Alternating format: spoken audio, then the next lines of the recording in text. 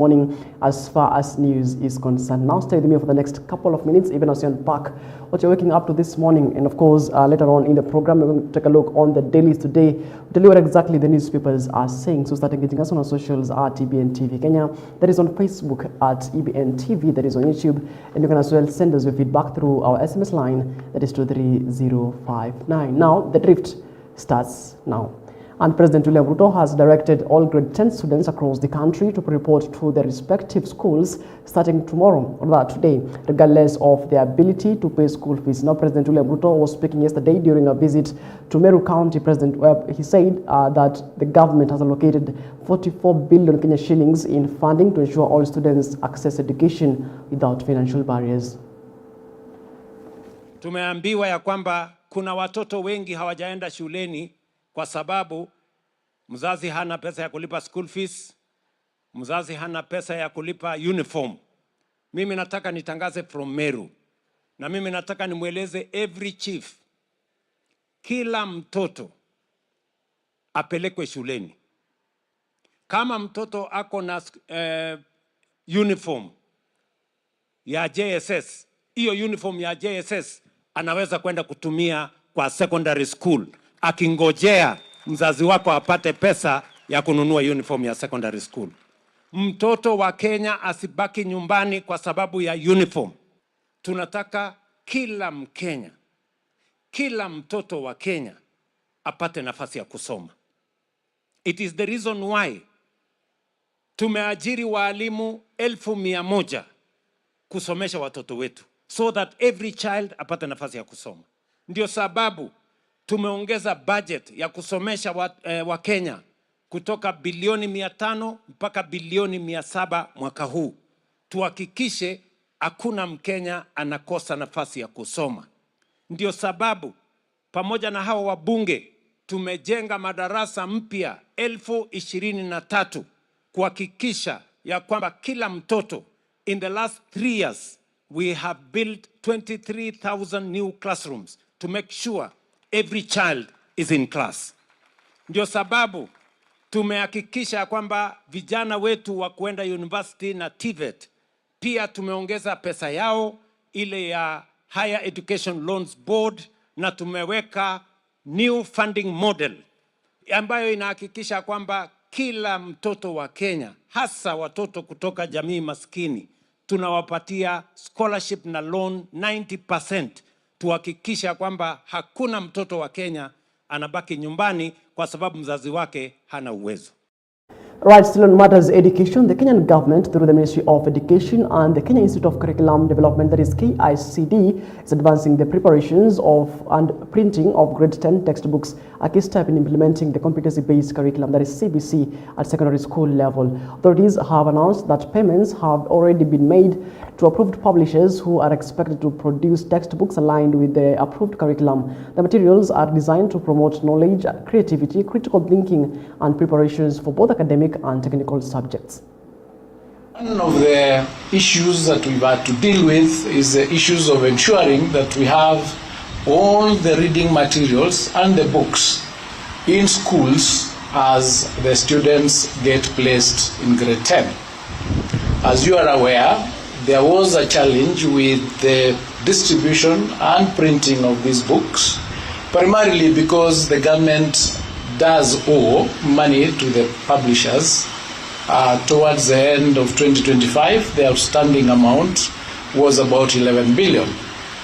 We did negotiate with the Ministry of National Treasury, and we were able to receive 5.6 billion, which has since been released to the publishers to allow them meet some of their obligations and therefore make it possible for them to proceed with the printing and distribution of the grade 10 books.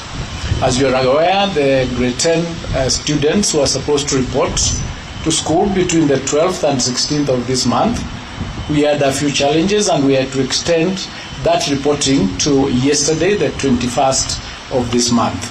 And today we'll be releasing the actual numbers of all the students who have actually been admitted to our senior schools across the country.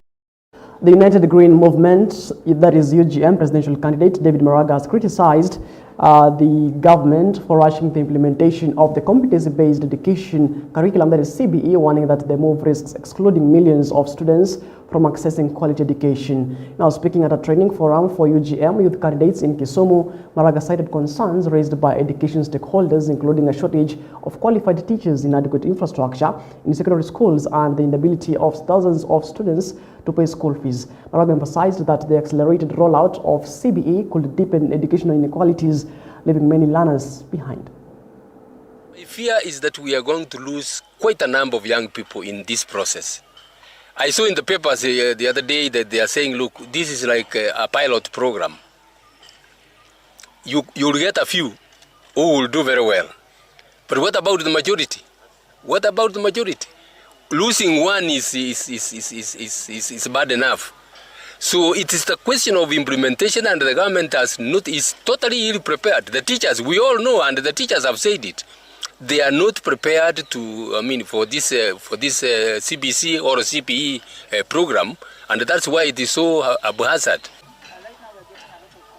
Right, still on matters education, the Central Region has recorded an 84% transition rate of students advancing to grade 10, with Kirinyaga and Kiambu counties leading at 88%, while Nyeri, Murang'a, and Nyandarua counties reported slightly above 80%, Regional Commissioner Nkanatha has revealed. Now, speaking during a security tour of Kirinyaga County, Nkanatha emphasized the importance of ensuring all children are enrolled in schools. He highlighted that through collaboration between national government, administration officers, and education officials, the region is working to guarantee that every child reports to their respective secondary schools. Now, the regional commissioner urged parents who have been unable to enroll their children to visit their local chief's offices to seek assistance. Take a look.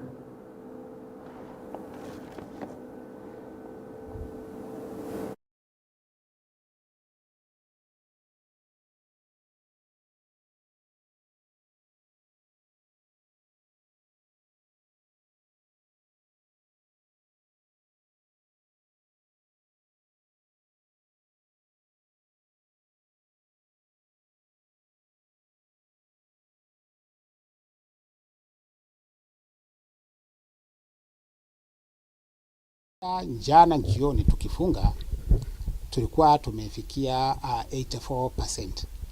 Ile percentage ya the region. Kirinyaga ilikuwa at 88%. Nyeri ilikuwa at 82%. Kiambu ilikuwa I think at around 88%. Nyandarua ilikuwa chini kidogo, I think around 80%, but the average was 84%. Vile tumesema hata kama nini deadline ilikuwa leo, tunataka nini wale watoto wamebaki nyumbani. Hatuwezi kusema mtoto amechelewa kwenda shule, hata yenda wote wasanywe na machifu na wapelekwe mashule. So hii hatujasimamisha kwa sababu ati deadline ilikuwa leo, hapana. We want to have 100% transition. Unajua, ukiangalia zile shule tuko nazo ama mfumo wetu saizi, kuna zile shule ambazo sio boarding. Ukiangalia malipo ni kama it is almost free. So we are saying that hakuna mtu wako na nini na sababu ya kutopeleka mtoto shule kwa sababu ati hakuna nini. Kwa sababu ukisikia shule mahali watoto wanaambiwa walipe 500. Sasa hatuwezi kusema kuna mzazi amekosa 500 shule ya kupeleka mtoto nini shule. Ni uzembe tu na kutojali, lakini wazazi kama hao nao tunasema hata nyinyi tukiwapata mko shindani. Mko kwa shida. Ni haki ya mtoto asome. Na kama una uwezo kabisa, si useme serikali iko. Serikali ya county iko, serikali ya national iko, hata kuna CDF wanapeana nini msaada. Watasaidiwa. Now, a family in Tulele, Narok East is appealing to well wishes to assist their child, Liten Limpaka, in securing a place in St. Joseph's High School in Nyeri for grade 10. Limpaka earned the opportunity to join the prestigious school after scoring 51 marks in last year's the Kenya Junior Secondary Education Assessment, that is KGCSE. However, his family faces significant financial challenges, making it difficult to pay school fees. Now, their neighbor and community health volunteer at Ntulele Health Center, Elizabeth Njeri, said the family has faced ongoing hardship and that neighbors have helped with basic needs like food, clothing, and housing. Now she urged donors to support Limpaka in achieving his dream of becoming a soldier. Kwa kijiji ambayo tuko saa hizi ni ya mwenzetu ambaye anaitwa Peyai. Tumekuwa na yeye kwa muda mrefu. Nimekuwa attached kwa health center for almost 20 years. So Peyai nimemjua kutoka kitambo na amekuwa akipitia mashida mengi sana. Kwa ukweli ni mama ambaye ako na challenges mingi. Kama ni mambo na chakula kwake ni shida, kama ni mambo na kukaa kwake pia ni shida. Unapata ya kwamba ni mama ambaye anahitaji kusaidiwa sana. Tumekuwa tukimsupport kwa mambo ya kuishi, mambo ya chakula, mambo ya watoto. Utapata kila saa anakuja, watoto wamefukuzwa shule, kila saa anakuja, watoto hawana anything hata ya kukula. So sisi kama wanakijiji, especially sisi wenye tunafanya na community, inabidi tunachangana. Tukiwa wamama, mmoja amepata sukari, mwingine amepata chumvi. Nilifanya grade 9 na nikapita mtihani, nikapata 51 points. Na nashukuru Mungu kwa hiyo nimepata. Lakini sikupata pesa ya kwenda shule. Sasa niko tu nyumbani. Mimi ndo nalichanga mama wangu. Naenda kibarua, napata 200. Na kwa nyumba yetu tuko wa 6. Na nilikuwa naomba usaidizi. Kanda zapata juu hiyo 200 hata itoshi chakula. Hata nguo kuna siku nakaa bila kula ndio nipate nguo. Ama siku nyingine nanunua chakula. Na hata hiyo 200 silipi kwa kila siku. Juu kuna siku siwezi pata. Ama kuna siku naenda kuchunga ndio nipate. Na nilikuwa naomba usaidizi kama mtaweza nisaidia niende shule. Juu nilipita sana. Na nilikuwa mimi natamani siku moja nikuje kuwe mwanajeshi. Na nilikuwa naomba mnisaidie sana. Juu nilikuwa nataka usaidizi wenu. Na nimepita mtihani sana. Na mimi nilikuwa nasema nilikuwa shule nikasema sasa juu nimemaliza shule nitaenda wapi tena, na nilikuwa najua kupata chakula kula ni ngumu. Sasa nilikuwa naomba mnisaidie niende shule juu mimi bado nataka kusoma.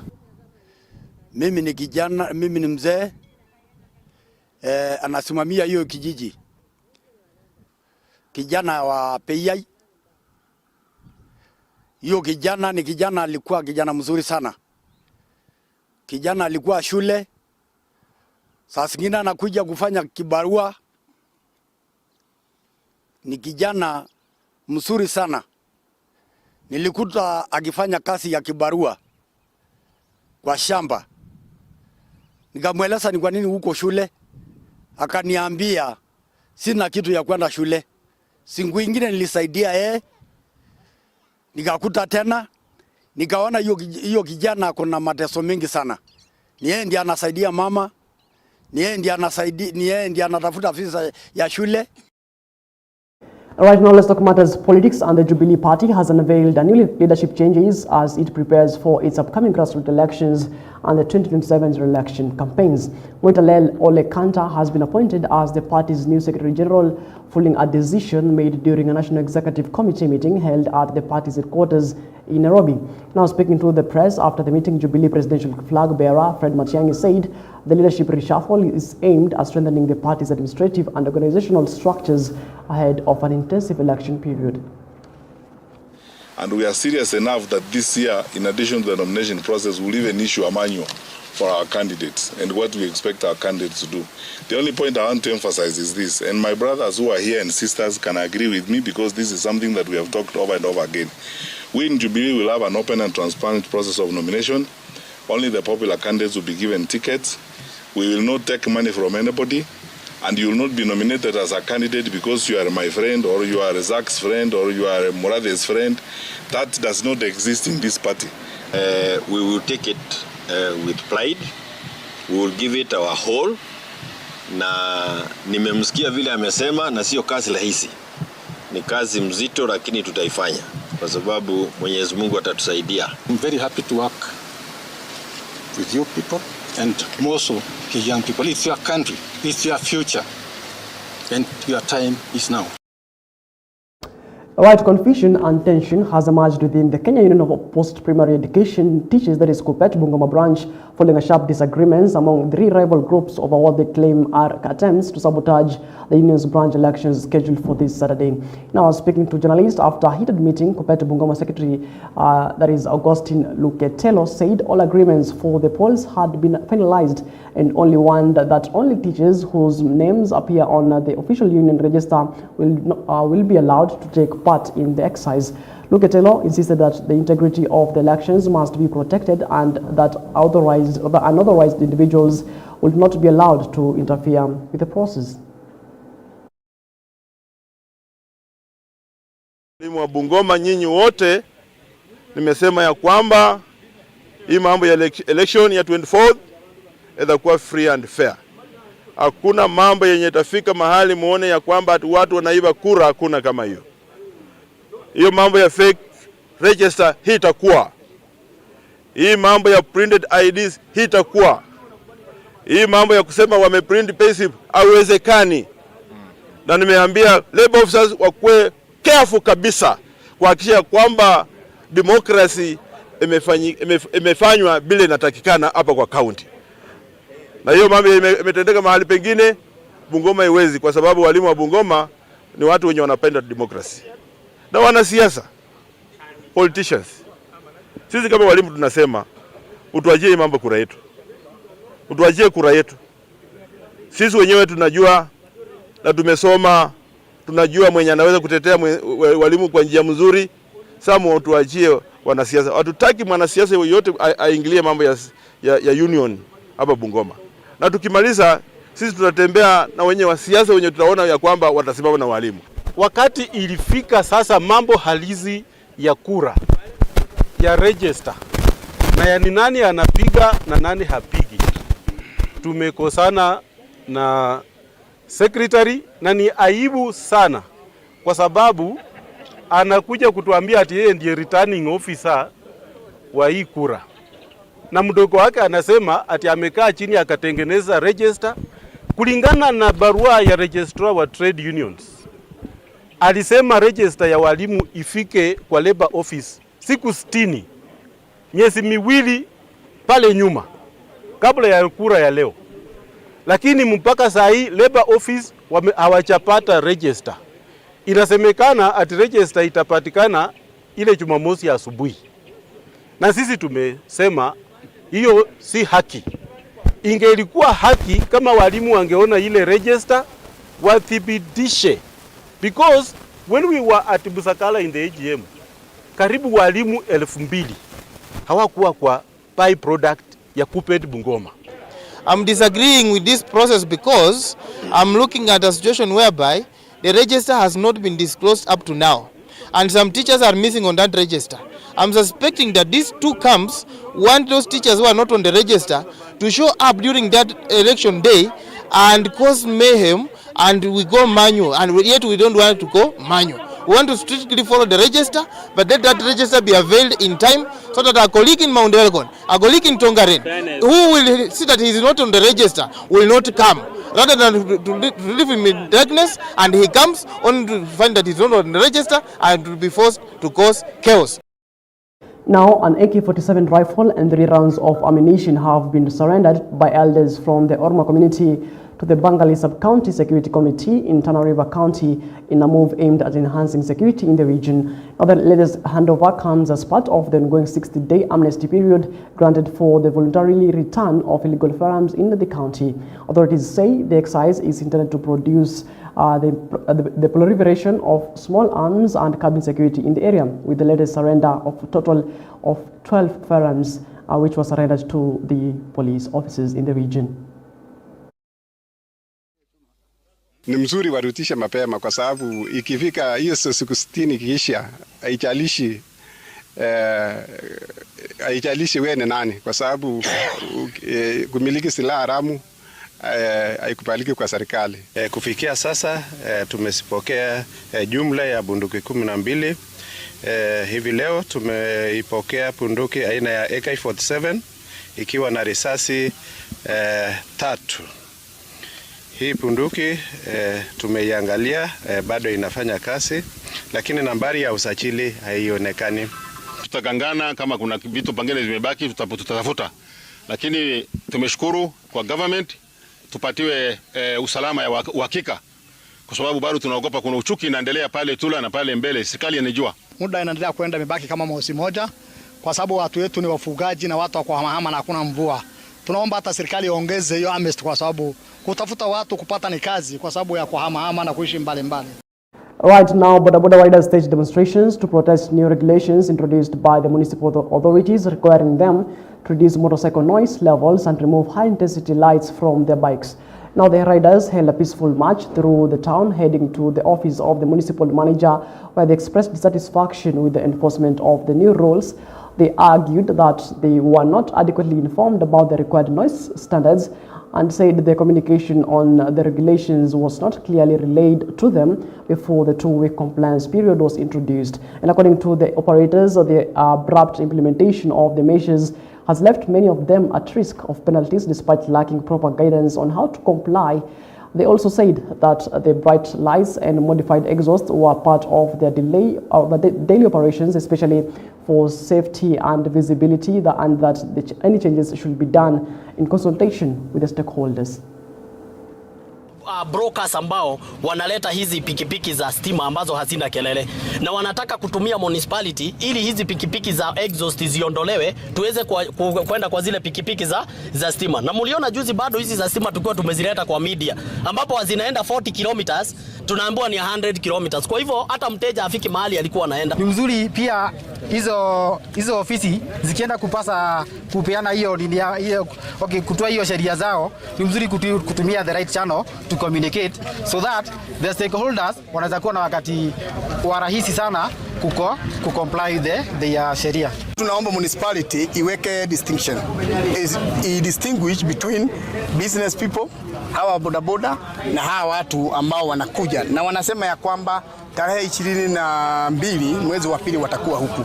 So that is the reason why tumekuja hapa ili tuweze kuleta grievances zetu tukiwa wa kwanza, alafu ndio municipality ielewe ya kwamba kuna wafanyabiashara wa bodaboda wa Nanyuki na kuna hizo pikipiki ambazo zinatoka Nairobi na places zingine zinakuja huku zinajiita agriculture ambazo ziko na hizo light.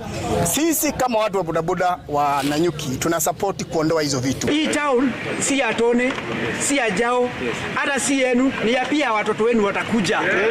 Mngetaka wakae town inakaaje? Nanyuki primary imejaa watoto wa nani? Hospitali iko na wagonjwa wa kina nani? Then we need to come up with an agreement how we are going to operate bila kupiga. Right now, let's talk matters healthcare. And Health Cabinet Secretary Eden Duale has warned individuals in the facilities involved in fraudulent activities targeting payments under the Social Health Authority, that is SHA. Let's take that particular story again, saying Eden Duale saying that the government will not, they will not. Let's take that particular story again and beg your pardon. The Health Cabinet Secretary, that is Eden Duale, says that the fraudulent activities targeting payments under the Social Health Authority, that is SHA, saying that they will not, tolerate the fraudulent rogue facilities. Now, he was speaking in Bomet, where Duale cautioned against offering or claiming payments for services that are not genuine, noting that such practices undermine the genuine of the social health insurance. Take a look.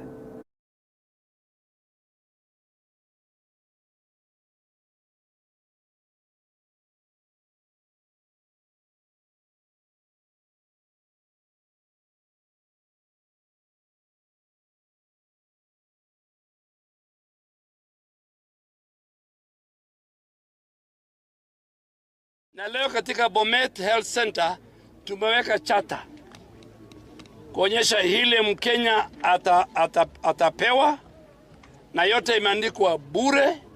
So unaenda huko unasoma chata paka make sure dawa umepewa. Na hiyo chata we are going to post it in every public, private, faith-based public health facility level 2 and level 3 and some of the level 4. Na kwa sababu gani? Kwa sababu Wakenya wanaenda huko wanalipishwa.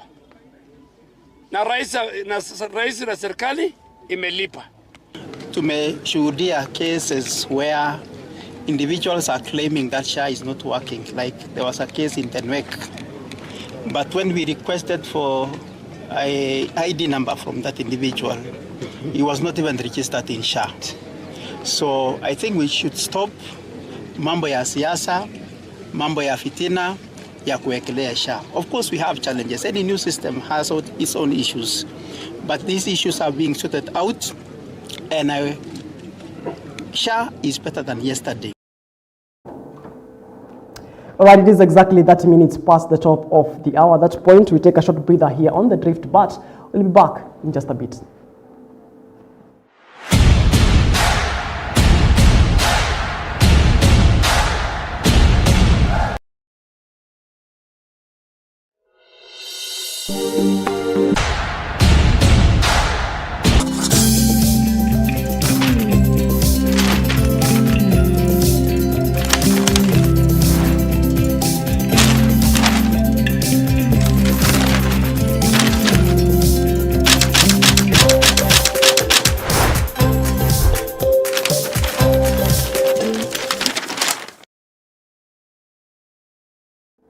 All right, welcome back to the program. Now let's take a look on headlines from our dailies today. I'm having the Daily Nation newspaper this particular morning, and as well as the Standard newspaper this particular morning on the 23rd day of January 2026. Good morning, just in case you're joining us, this is The Drift. My name is Macharia, and let's take a look on what you're waking up to this particular morning as far as governance of this country is concerned. All right, now top story on the Daily Nation this particular morning.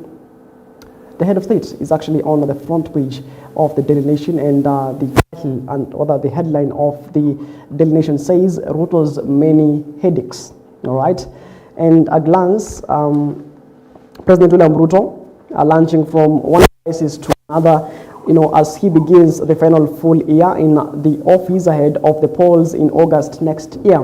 Now, how he navigates the challenges to reignite the populism that swept him to power, likely to influence his re-election strategy. That's a story on page 4, 5, and 6. Now, the Daily Nation says that hostile court orders delicate pre-election coalition talks with ODM, internal UDA disputes linked to party polls, missed revenue targets, and a rising debt burden behind scheduled disbursement to counties, and as well as public sector labor strike threats, looming drought, education sectors crisis, growing resistance to scale of state farms, regrouping opposition eyeing unity deal. Right, of course, you'll remember that it is actually 1,220 something days, since President William Ruto, took the reins of power back then in 2022. Of course, that journey actually has faced many challenges, especially you remember during the anti-government protest in 2024, which was witnessed later on in the better part of 2025. Now the Daily Nation actually says that President William Ruto is facing hostile court orders, delicate pre-election coalition talks with ODM, and as well as looming crisis, strike crisis, and the internal UDA disputes linked to party polls. Right, that's on the front page actually of the Daily Nation. Let's take a look on that particular story on page 4 of the Daily Nation. And President William Ruto has his work cut out of his administration grapples with mounting pressure to forestall imminent crisis in several sectors of the country, setting the stage for a challenging pre-election year. Now, with the administration marking its first full year in the office ahead of the next year's elections in August, the president is caught up in a series of battles, facing one challenge after another. It's a year of heightened political activities with anticipated pre-election coalition talks, ODM, to strengthen the broad-based government in hope of securing the party's support for his re-election. All right, and speaking of talks with ODM, there are divergent views in the ODM party, where we've seen a seemingly emerging rift in the ODM party, where some leaders actually say that they will support President William Ruto, others say that, they must field a candidate come 2027. All right. But the head of state is actually seeking, to have talks to broaden on the broad-based government agreement, which is actually based on the 10-point agenda signed between him and the late former Prime Minister and the then party leader of ODM party, that is Raila Amolo Odinga. All right, now moving on to other stories making headlines on the Daily Nation this morning. Couples, 3 children killed in car crash, days to U.S. return. And there is a picture there of, the family of 3 children who lost their lives actually in a road accident. It's quite unfortunate. And what was a joyful moment for US-based family visiting a children's home they are supporting in Bungoma County turned into an immense tragedy on the night of January 4th. Miss Wangoi Ndirangu was born in Kenya and later relocated to the US, was traveling to Bungoma with her American husband, Christopher, and 3 children, and Jerry, who's 16, Emmanuel, who's 13, and Cairo, who's 6. Then the unexpected happened. Quite unfortunate story right there. Of course, may their souls rest in peace. All right. Moving on to the corridors of justice. JSC, that is the Judicial Service Commission, nominates 15 Court of Appeal judges, that is Justice Hedwig Ongundi, Justice Nduma Nderi, Justice Lynette Mumo, Justice Chacha Muita, Justice Lucy Muihaki, Justice Samson Odhiambo, Justice Rachel Chepkoech, Mr. Kigen Katwa, Justice Radido Kio, Mr. Murugi Gairiara, and Mr. Isaac Hassan, Mr. Lillian, Mr. Paul Lilan, I beg your pardon, and Justice Munyao Sila, Dr. Johnson Okoth, and Justice Bram Onyaga. Now, their pictures are actually there on the front page of the Daily Nation. Of course, you remember that the JSC were actually, doing interviews for the better part of this particular week, and of course, last week, where, they were seeking, Court of Appeal judges following the death of the slain Justice Ibrahim. That's the story on page 8 on the Daily Nation. Let's take a look at that. And the increase in the number of judges is aimed at clearing case backlogs, shorten appeal time, and improve access to justice, the GSS said yesterday, where they named 15 judges for appointment to the Court of Appeal, expanding the number in court to 42. Now, those nominated are 11 men and 4 women, including 10 serving judges of the High Court, Employment and Labor Relations Court, and Environment and Land Court, as well as 5 legal practitioners and top advocates. And among them are High Court judges, Hedwig Ongundi, of course, Chacha Muita, Lucy Njuguna, and Rachel Ngetich. Also picked are ELRC judges, Matthews Nduma, Nderi, Lynette Ndolo, Brian Ongaya, and Stephen Radido. That's a story exclusively on page 8 of the Daily Nation. And let's take a look at matters healthcare now. And patients decry SHA surgery approval delays, costly rule. Now, a new surgery request has turned into a 2-week wait for Maureen Wendo and her family, despite her doctor's approval and a confirmed surgery date. Now, the Social Health Authority has another condition. And what, this condition? Let's take a look at that particular story on page 2 of the Daily Nation. Of course, you'll remember that yesterday, actually, the CS for Health, that is Aiden Duale, actually warned the facilities and hospitals who are overcharging patients, right? And what was meant to be a straightforward knee surgery has turned into a 2-week wait for Maureen Wendo and her family, despite her doctor's approval and a confirmed surgery date. Now, the Social Health Authority, that is SHA, has since directed that 2 additional doctors must review and validate her surgeon's recommendations before the injurer can go ahead. Now, living with chronic knee pain, she now has no pay out of her pocket for consultations with the 2 doctors required to certify her need for surgery. All right, and after the reviews, the doctors must uphold their findings directly into SHA's portal before approval can even be considered. And I don't know whether we've actually, faced challenges with this particular scheme. Remember that SHA was actually introduced during the helm of President William Ruto, succeeding the now defunct NHIF. And this SHA, the Social Health Authority insurance, has actually, faced backlash from, leaders and citizens as well, saying that, it has problems and not. Of course, the stakeholders actually say, a new system must actually have backlogs here and there. But I don't know whether you've experienced any difficulties using this particular insurance. Tell us through SMS line 23059. Right?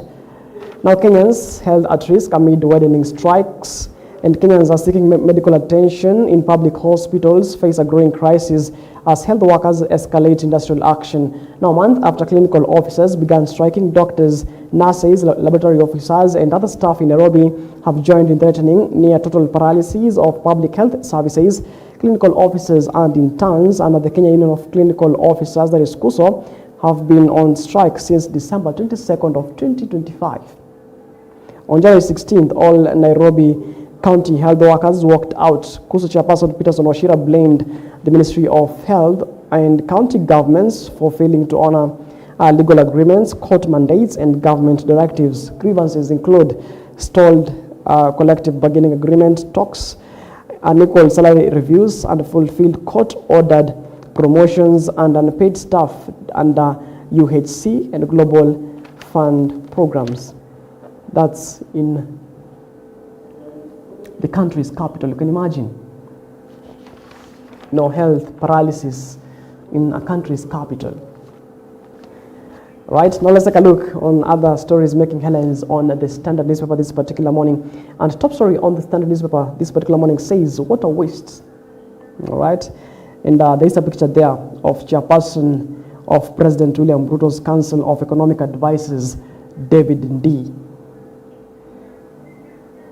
The Standard says that they started the corridors of power, pocketed billions, and spoke in the president's name without constitutional backing.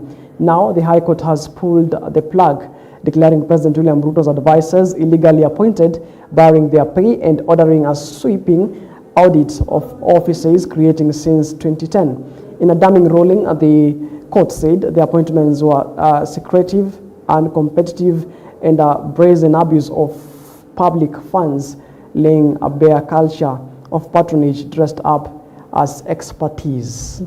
All right, and of course, you'll remember that yesterday, during a court proceeding in Nairobi, Bahati Mwemuye, the High Court judge, actually, ruled against the head of state. All right, and he said, and I quote, "I must echo that ancient saying that the road to hell is paved with good intentions, while it is the court's finding that there is no evidence that the constitutional failures outlined herein above were deliberate or undertaken out of anything other than a good faith attempt to deepen the capacity and depth of advice available to the President of the Republic as he discharges the onerous task of being the principal helmsman on our national destiny. The actions, decisions, and omissions in the process exhibit multiple and severe breaches of the Constitution." End of quote.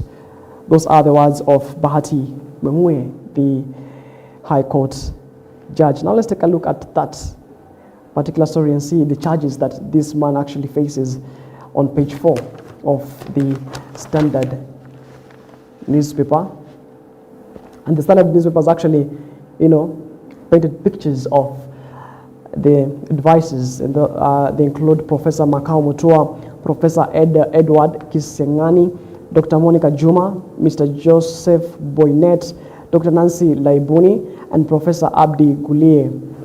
Now, they earn fat salaries and are driven in big cars and enjoy state power under the guise of offering expert advice to the president. Now, some of them are clueless and lack an understanding of the reality of the people. But these are the president's men and women. Appointed against constitutional safeguards, the ever-expanding list of presidential advisors is unshamingly siphoning Kenyans' taxpayers' money with little to show for it. Now, on Thursday, the High Court Judge Bahati Mwemuye said that while the road to hell is paved in good intentions, the 21 experts hired by President William Ruto to help him run the government are illegally in office. He barred payment for the salaries.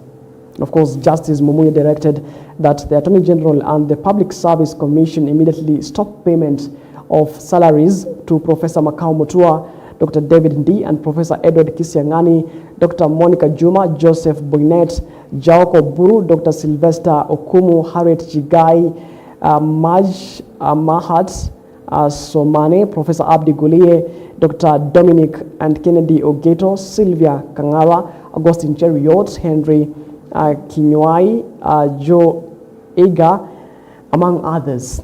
And shockingly, some 2.44 billion Kenya shillings has already been gobbled up by these advisors without the involvement of the Salaries and Remuneration Commission, that is SRC, to establish whether the salaries are a waste of public resources or within the fiscal limits. That's what's up. Matters governance of this country. You know, the presidential advisors are actually not there, legally, as per the High Court ruling that was yesterday in Nairobi. And of course, activists said that the position were duplicating roles in the waste of taxpayers' money. All right. Now listen to this particular story. Tourist dies after fatal paraglider accident in skies over escarpment. Now, a French tourist has died after paragliding expedition along the scenic Elgeyo Marakwet hanging valleys turned tragic. Maud Frederick Binaud, 49 years old, died at the Iten County Referral Hospital on Wednesday, just hours after she fell from the skies following a suspected, the paraglider mishap. And according to the police reports, the late Binaud took off from Iten town and flew her paraglider to Nyaru in Keio South on Tuesday and landed safely, but went off radar while flying back to the launch pad at Kilima Resort. The deceased was alongside her spouse, Pere Lorenz, who flew separately at the time of the accident. Right, and it's quite unfortunate, a tourist dying in our country. Just some few minutes ago, we've actually seen U.S. citizens actually dying in Kenyan roads when they were going to visit Bungoma Children's Home, and now a tourist now dies. A French tourist has died, in Iten, where she was paragliding in the skies. Quite unfortunate. And the Standard says that 2018 is the year when the government suspended, this activity after the paragliders died in 2018 in January. Right? Quite unfortunate story, and of course, some legal actions should actually be taken to those who are involved in that particular activity in Iten. All right? Moving on, War Memorial lease cancelled over bank charge ex-registrar and former Nakuru Land Registrar Eric Nyamu has confirmed that he cancelled the lease title for War Memorial Hospital in Milimani Estate, Nakuru, due to an existing bank charge. And Nyamu testified yesterday before Environment and Land Court Judge Joseph Mogu in Nyandarua County in a dispute over ownership of a 25-acre prime land where the hospital is located.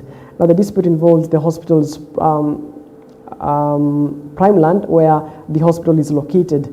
The dispute involves the hospital private management and the Nakuru County government, which shut the hospital in January 2024, citing a fraudulent renewed land lease. Nyamu testified that he received an extension of the lease title from Nairobi and proceeded to register it. That's a story exclusively on page 3 on matters corridors of justice. And on page 2, state orders principles to admit all grade 10 learners without fees.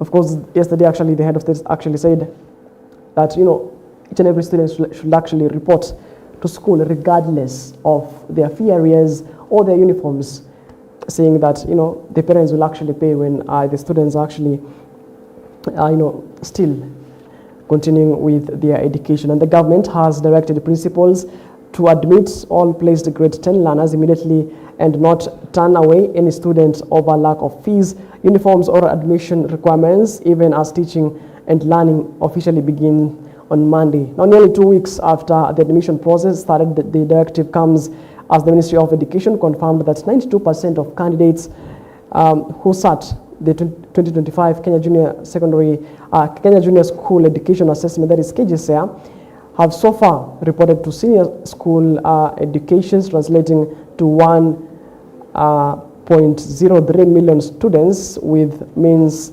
about this means about 90,000 students are yet to report to grade 10. That's Matters Education on page 2 of the Standard newspaper. And Ruto's lawyer Katwa among 15 nominated to the Court of Appeal. Of course, you'll remember that the Judicial Service Commission have been you know, having interviews for the better part of last week and this particular week, where they were looking, or they were seeking for the Court of Appeal judges. All right. Now, sister killer to remain in jail after appeal thrown out. Those are as well on matters corridors of justice. That's on page 2 of the Standard newspaper. And DPP recalls file in 123 million tax case, where the Director of Public Prosecution yesterday recalled a file in 123 million Kenya shillings tax evasion case involving rice importers and the Kenya Revenue Authority, that is KRA, officer in Mombasa, where 7 suspects, including the KRA officer, were arraigned over the importation of 161 containers released without payment of duty. That's as well on page 2 of the Standard newspaper. Right. At that note, we come to the end of this particular program. You know, up to speed, those making headlines from across 47 counties, and of course, what the dailies and has to say this particular morning in regards to the governance of this particular country. All right. I believe that you're now up to speed on what you're waking up to this particular morning as far as news is concerned. My name is Martin Macharia. You've been watching The Drift. Do have yourself a lovely day, and of course, let's do this again when God says you do.